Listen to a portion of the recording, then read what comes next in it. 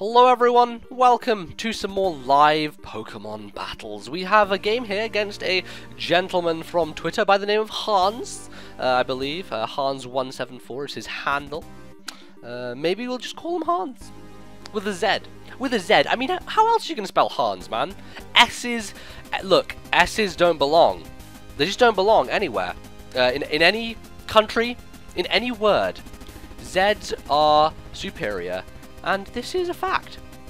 It's truly a fact. So, Hanz here is sporting a team of veritable threats, might I say. I'm going with the same team I used in the last live battle. It just seems like a cohesive unit that I feel comfortable using, and I'm going to hopefully do some more stuff with. So, this looks like some tough stuff we're going up against, but hopefully, if we keep our resolve, we should be good to go. So, Dragonite's a threat. I need to get up rocks as soon as possible because he has Talonflame as well. It doesn't look like he has... Well, Zapdos, though. Zapdos is going to be his defogger, most likely. I think that they get access to that. I'm not actually 100% sure, but I'm pretty sure that that's going to be the case. Zapdos being a defogger, he kind of needs it because he has 3 flying types, and they'll all be hurt by Stealth Rock. I think what I could do is lead off with Heliolisk because it seems like a pretty fast thing against most of his guys. And in the case where Heliolisk isn't good, we can switch to any of our defensive pokes. We have a nice trio going on here with Conkeldurr, Jellicent, and Heatran. And we'll see how it goes. I'm not quite sure what he wants to lead off with, but we shall see. We shall see. He's got a panda hat on, so that's nice. You know, I've never really experimented much with the fashion in-game. You know, the whole aspect of getting clothes and spending in-game money on the clothes. Have any of you guys done that? I'm interested, honestly. Like, I know Nagi did. I know Nagi went crazy for that stuff. He was just, like, all over it. He was like, oh my god, I want to buy the prettiest dress. And then he bought a Slurpuff dress, and he sports it in all his battles. So, I guess that's something that can happen. Alright, so we have a matchup against Gastrodon, which is not too bad. The bad thing about it is that I'm a Heliolisk, which means I can't hurt him with my stab, and in electric stab anyway. So the other problem is him being able to hit me with the Earthquake or Earth Power, but Scald is a no-go area because, of course, I have Dry Skin.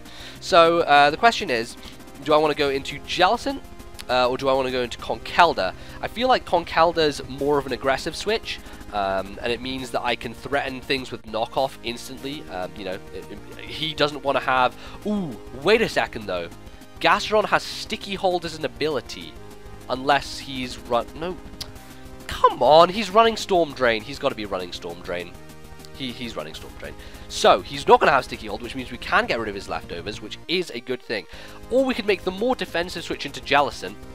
If we go for that option, we can end up taunting, perhaps, to stop him recovering or Toxicking us. That's the other thing, because if he predicts a switch and goes for Toxic, then we'll be in a bad position. I think I'm going to make the switch to Conkeldurr, because it gives me more momentum in the long run, and if he does decide to Toxic, it works out better for me in general, just because I get the Guts boost. So, there we go. We're going to go to Conkeldurr. He is going to go for the Toxic. There you go. That's what I was afraid of switching Jellicent in. So this actually works out perfectly. Now he is going to basically fear the knockoff hugely. He doesn't want to lose lefties on his Gastrodon. But he doesn't really have another great switch unless he goes into his Mega, which could be this Scizor that he's carrying, right? He could be going for Mega Scizor.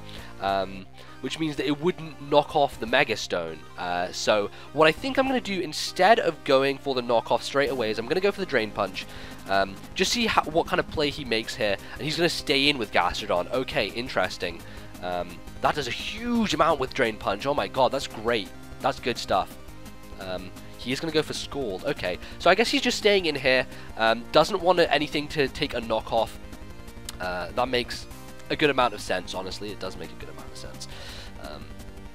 So we'll see. And now that I've gone for the Drain Punch, he is potentially not wanting to switch Scizor in, so he will stay in to take the knockoff, probably. So I'll get rid of the lefties and basically bring him down to the point at which I can kill him much more easily. Now, he is going to recover. That's fine. I'm not worried too much about that because it's going to be a war of attrition, really, with Gastrodon. It takes a long time to kill a Gastrodon, as people probably know. It's Gastrodon and it's really annoying, and it just doesn't die. So what I'm going to do is I'm going to pull a switch into... See, this is hard. I think maybe into Latios, Latios is probably the best thing to threaten the Gastrodon. And I'm pretty sure he's going to keep recovering, just because I have Drain Punch, and there's no point in... I guess he may Scald, but again, going into Latios isn't a big deal if he has the Scald to go for. But he's going to pull a double. Not a double, he's just going to switch Fearing the Drain Punch again. Goes into Zapdos. Okay, fair enough. Fair enough. That actually... it depends on what kind of a Zapdos it is, in all honesty. And the thing I'm worried about is if I go for the Draco and he goes to Scizor and maybe has Pursuit. That's like looking forward. If we're thinking turns ahead, that could be a little bit dangerous, and I do want to keep Latios around because Dragonite's a threat. But of course there is still Mamoswine, so we need to deal with that before Latios can completely rampage across the screen. I think I'm going to go for the Draco, because, you know, in the age of Mega Scizor, there's not likely to be Pursuit being carried. It's most likely going to be Knockoff, so... I think, you know, that's a good thing to do, and we'll go for the Draco on the Zapdos, and with Specs, I clean it out! Holy shit! Either that thing was running more physically defensive, or it was an offensive build, or maybe it was special defensive. I don't know how powerful Latios is in comparison to special defensive Zapdos, but that was a really nice thing to get rid of. The bad part of it, of course, as I said before, Scizor coming in means that he can take advantage of my -2, and really start working out. I think I'm going to go to Jellicent. Jellicent is the best switch in for Mega Scizor. I can hit him with a Will-O-Wisp, try and burn him and just make him completely useless. And that would be fantastic. Why is he Mega-ing before I switch? Don't tell me he's going to Pursuit. Oh my god, he did! Guys! Oh my god! I was saying in the age of Mega Scizor they don't run Pursuit, and yet, this man, oh my god. Well, there you go, surprises, surprises. Alright, well, in this case, I don't think he's running Pursuit and Knockoff, right? So he's running either one or the other, which means he's either Swords Dance with 3 attacks, or he's running Roost 3 attacks, because I don't think he'd have Pursuit on there if he was running Roost and Swords Dance. It's either Roost or Swords Dance. That's the question here. Which one is it? And I mean, there's no risk in me going for the Will-O-Wisp, in all honesty, just because if he goes into Talonflame, I can take any of his hits and go for Scald, or even recover. So I think there's no risk in Will-O-Wisping at this point. I think it's just a safe play to make. And, you know, we can deal with the Talonflame appropriately as it comes in. Also, you know, getting a Willow off on the Gastrodon is no bad thing. It doesn't have the lefties anymore, which means that it is going to struggle to stay alive. Definitely going to be a struggle for that thing. We've gotten rid of all its residual recovery. So, I think I'm going to go for the Taunt to stop him recovering again, because that could be a possibility. And now that we've shut him down, we can easily switch into something... to take the Scald, or the Ice Beam, most likely. Oh, he's going to switch, probably. I think... Why did... Oh my god, I was wiping my touchscreen, and I accidentally hit Taunt. There you go. Waste of a turn, but whatever. It's not like it matters unless I get frozen here. Didn't get frozen. Alright. You gotta be really careful here, because I always... See, here's the thing. When I project my mouth... When I start speaking, spittle. That's why I always get my screen is always full of my fucking spit. I just need to learn to articulate without spitting. You know? That would be nice. That would be great, in fact. So his only options are really Ice Beaming and Scalding. So I lose nothing by staying in. I honestly lose nothing by staying in. I'm gonna Scald on the off chance he switches. I don't care about giving him the Storm Drain boost, in all honesty, because it doesn't make a huge difference to me. I just want him to die. I might as well just not do that, because it's just going to be giving him more power to his Ice Beam, which is doing scarce little anyway, but I have Recover, so it's not like I really care. Now Taunt wears off. Now the question is he going to switch in something predicting my Taunt, or is he going to just let Gastrodon die? I'm going to go for the Taunt regardless. I lose nothing from doing it. I'm basically at full health.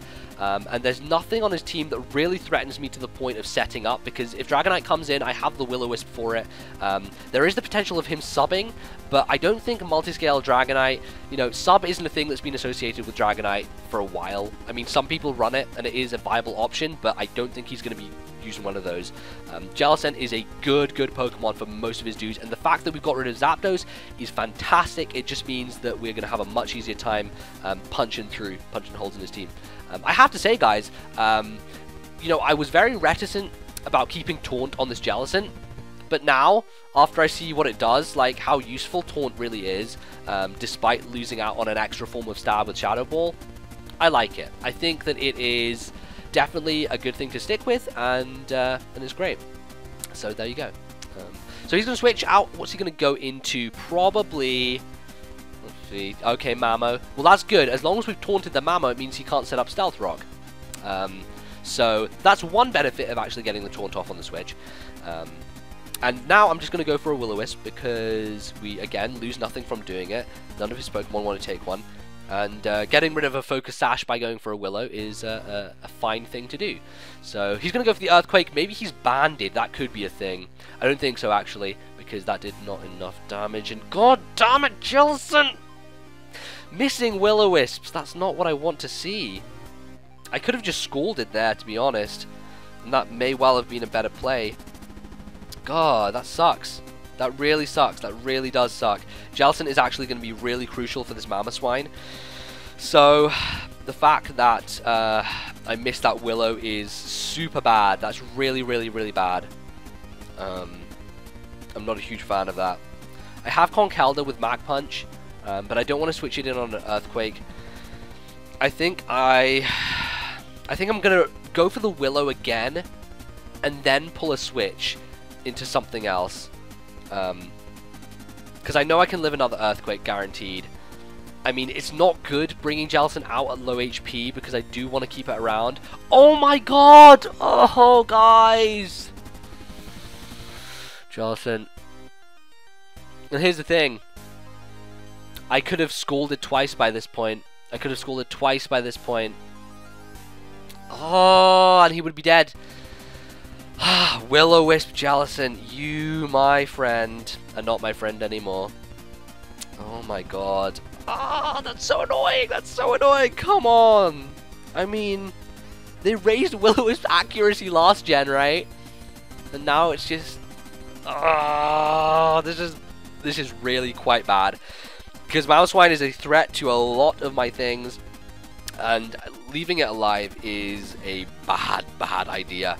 Question is he going to stay in and go for the Stealth Rock? Because now he's lost, now the taunt is gotten rid of. Maybe he will do, and maybe we'll find some benefit in doing that. I'm going to go for the Willow again, because he is too big of a threat. And he's going to go for Freeze Dry, which works out, because I am a water type and it is super effective. He's running Freeze Dry. Mamo gets a crit just to rub it in, because Jellicent has not been hacked enough this game, clearly. Well, there you go, ladies and gentlemen. That is not good. That is not good at all. Now, question is he a mid-game Sash? Which I think he probably will be. And I need to lose something here. I feel like maybe going to Conkeldurr and Mach Punching is a good plan. Because then it leaves my Helioptile still alive. But then, you know, having Conkeldurr around for Dragonite is also something I'd like to do. Although, you know, I have other ways of dealing with Dragonite. So, okay, let's think about this. He has... Gastrodon's almost dead, Zapdos is gone. So he has Scizor, Dragonite, Mamoswine, and Talonflame. I need to keep Heatran for Talonflame. Heatran needs to stay. I need to keep Terrakion because it's Scarfed, and it is going to be a huge thing for the late game. And I need to keep Latios, if possible, because that thing still threatens the Dragonite. So it's the trade-off between Heliolisk and Conkeldurr, which is more valuable to me in the long run. I think maybe it's going to be Heliolisk, just because I resist the Bullet Punch on Scizor, and that could be quite valuable at some point later on. So I'm going to go for Conkeldurr, go for a Mach Punch, hopefully bring it down to a Sash if he has one, and that could be very well the way that we go with this. Now, he could be predicting my Mach Punch, knowing that he's going to live with the Sash and go for the Stealth Rock on this turn, which wouldn't ruin me horribly, I don't think. I mean, Latios can still live one switch in, I believe, even if Stealth Rock gets set up. But that, wow, this has really flipped the entire flow of the game. Really flipped things around. Because that Mamoswine is just ruin. It's ruined stuff. It has... Dodging those Will-O-Wisps has completely ruined. Because if I landed the first one, easily take the second Earthquake, recover my way back up. Gel Scent is still fine. But I mean, that's what happens in Pokemon. You know, you get thrown these situations, you have to deal with them and find and figure a way out. Because really, you know, that's how this game works. There's going to be hacks. There's nothing you can really do about it. So, might as well try and do your best. So I think that he's probably going to be faster than me, and a Bullet Punch will probably take me out. I'm going to go for a Drain Punch, just seeing what he does. He went for Pursuit, which doesn't make a lot of sense, honestly. I resist it, so even if I switched out, I wouldn't be gaining a whole, he wouldn't be gaining a whole lot. So holy crap, there's my Respite. There's my Respite. A crit Drain Punch on the Mega Scizor. And there you go, ladies and gentlemen. Balance is restored, as they say. Certainly, don't want to risk anything. I think I will just go for the Mach Punch here. Unless he wants to switch into Dragonite. But that wouldn't make a huge amount of sense. I'm going to go for the Mach Punch. And that is going to save me there. That's really great. Get rid of the Scizor. Awesome. Okay, good. So we've scratched out that threat. That's out the way. Gastron's gone, Zapdos is gone, Scizor's gone. So we've got to deal with Dragonite, which is still huge, Talonflame, which is a massive threat, and of course, Mamoswine. So, we still want to maybe keep Conkeldurr around just for the Mach Punching of the Mamoswine. And I do have a perfect switch in for Talonflame, as we have mentioned. Now, I just switched to Heatran, okay? I just did the switch to Heatran. Now, what I'm thinking is that maybe he's going to predict that and go back into his Mamoswine, knowing that my Heatran switch is obvious, but... Okay, Conkeldurr got switched out first, which means he's not switching, which means I am good to go. It's okay. Heatran is a solid thing to take on Talonflame. I'm good. I'm perfectly fine here in this situation. He can't hurt me, can't threaten me, unless he has, like, I think, whatever it is, the Ground Berry, the berry that does ground damage with Natural Gift. That's a thing that could destroy Heatran, but is he going to be carrying that? Most likely not. Most likely he's running standard Talonflame, and that's perfectly fine. Now, this is where is a perfect opportunity to set up Stealth Rock. Stealth Rock, as late as it is going to be huge, just because he has Talonflame and Dragonite left, and not to mention, the Mamoswine still potentially has a Focus Sash, so we can break it with Stealth Rock. And as few Pokemon as he has left, it really is going to be a huge benefit of us to get those up. Fantastic. He goes for the Roost, which I'm not quite sure why he did that. Bit of a strange play, I feel, but it allows me to go for a free Toxic. If he wants to switch, that's fine. Not bothered. He can do what he likes. He's in a really bad position here because no matter what he switches in, it's going to get hit by a Toxic, whether he likes it or not, and he literally can't touch me with Flare Blitz, so his only option is go for the Brave Bird, which of course I resist, and is putting me in fantastic placement. So, despite, ladies and gentlemen, the horrors of missing those Will-O-Wisps on Mamoswine, I'm clawing it back. We're making ground here. I was able, thankfully, to get that crit on the Scizor, which balanced out the power and really stuck it right to him. So looks like we're in a good situation here. I'm just going to protect to stall some more, and I'm going to tell you a story. I'm going to tell you a little story about today. So today I was sent this Pokemon White copy from one of my subscribers who goes by the name of Ryan on Twitter, and really kind he did that for me because I don't have a legit copy of the game, so I needed one in order to Pokesav stuff and transfer it across via Pokemon Bank. And so basically he sent it to me in the mail. I was like, okay, awesome, it should arrive here on Monday, it should get here. So he's like, asked me on Twitter, has it got here yet? And I'm like, no, it's not got here yet. And I was wondering, like, I didn't tell him what my real name was, so I wonder if he's just addressed it to NBZ. That could be interesting. I'm not sure. I might have to check that and ask him on Twitter when I get back. So I get back today, this evening, and I walk into the dining hall, right? Just to have dinner, fill myself up, and then I was going to go and ask the receptionist if something had come. And I walk into the dining hall, and I find this. Package with no name. Package has arrived today for NBZ. If you think this belongs to you, please call it reception. Thank you. So I see this on the wall in the dining hall. I'm like, what? What the fuck?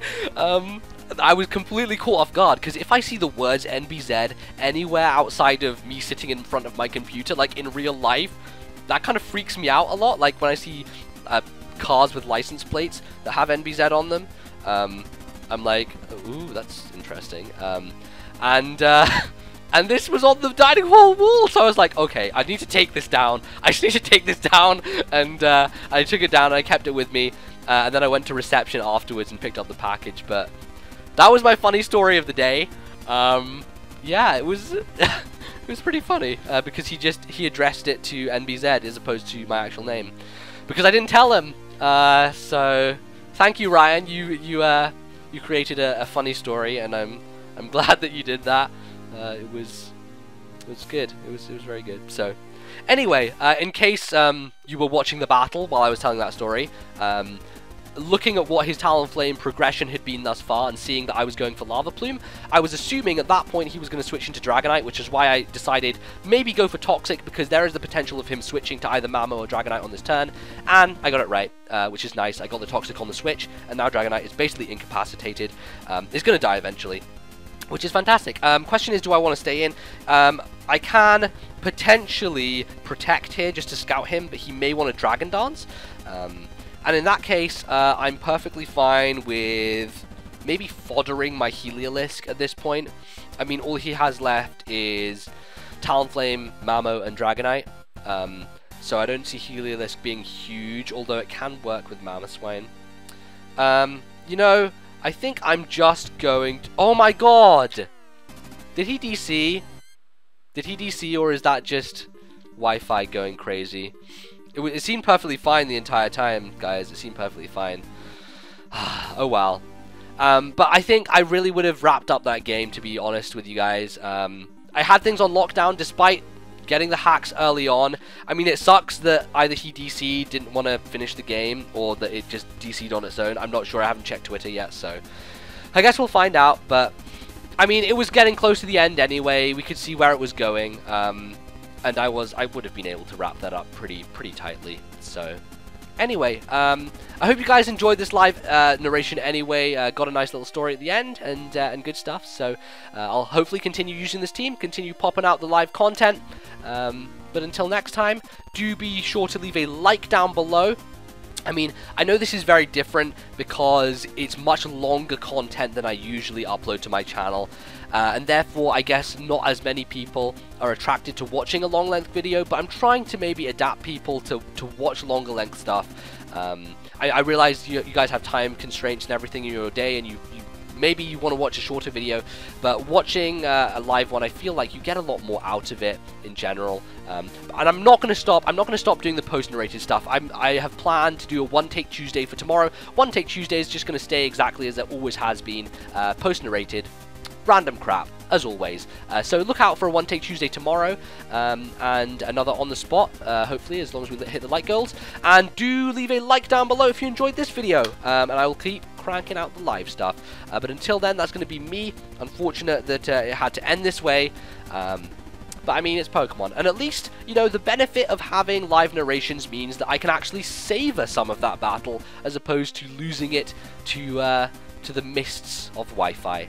It's still there, and you just watched most of it. So, anyway, thank you for watching again. I will see you in the next video. Until then, goodbye.